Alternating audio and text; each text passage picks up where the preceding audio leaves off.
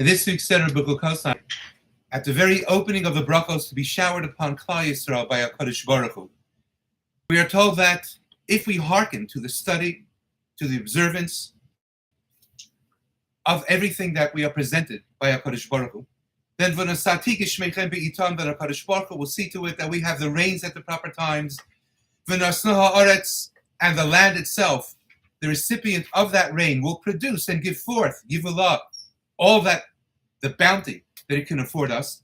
The eitz hasadeh yitain peryo. And then the pasuk concludes, and the eitz hasadeh, the tree of the field, will offer its fruit. This is rather strange, because if we are already told that the bracha is v'nasnu ha'aretz yivulah, that the land will give forth all of its produce, then the eitz hasadeh yitain peryo was rather superfluous. Not only that, but the eitz hasadeh yitain peryo, where else do trees grow but for some semblance of a field?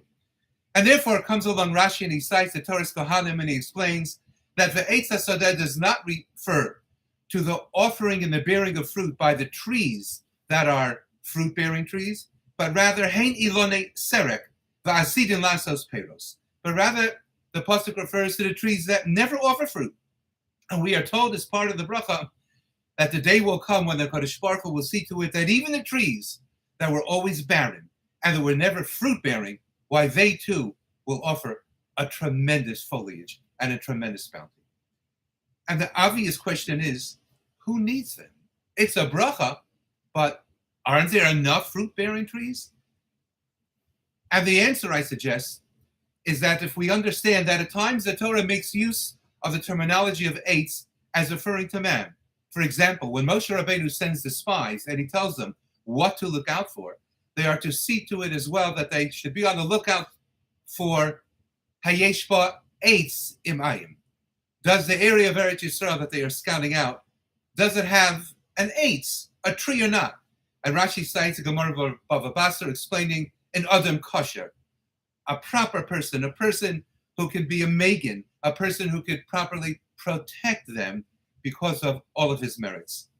And no differently, the Torah instructs us that when we are to go to war, we are never to cut down trees that bear fruit, for in fact, the Psukim explain, a fruit tree is not that of a human being who can seek refuge. He's not part of the enemy. Don't cut it down. And the Ibn Ezra explains, because indeed, people, we are dependent upon the eitzim that bear fruit. And if this is the case, then perhaps what the bracha, which is the greatest of brachas, is telling us is that what is the dream? What is the ultimate wish of every Jewish parent, and certainly every religious parent? That what we sow and what we plant should bear fruit. That the children that we raise, who are literally part of our flesh, and more importantly even, the substance of our future, that they should bear fruit.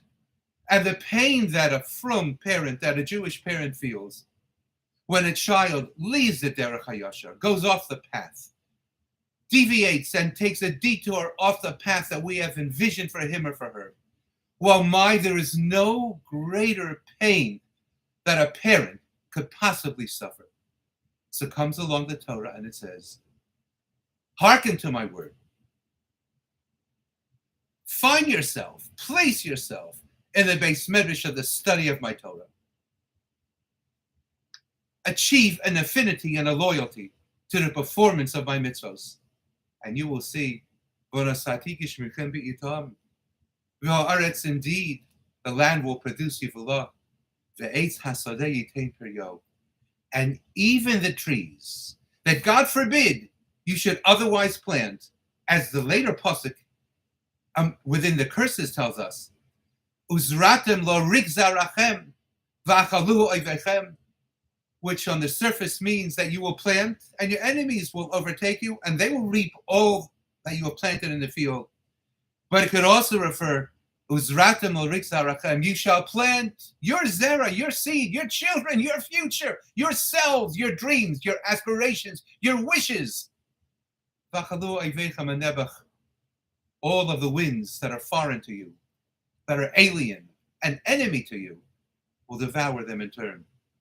But rather, you should be the recipients of the Birchas Hashem, the Eitz Hasadeh Yitain Priyo, that you should plant and you should nurture. You should nourish and you should guide. You should teach and you should dream. The Eitz Hasadeh Yitain Priyo, such that even the Ilonei Serek, even the children who at first glance give their parents such a run for their money and go off the path that we envision for them, they should return and provide for their parents and provide for all of us of Klal Yisrael the greatest bounty and the greatest nachas that we could possibly envision. Have a wonderful Shabbat.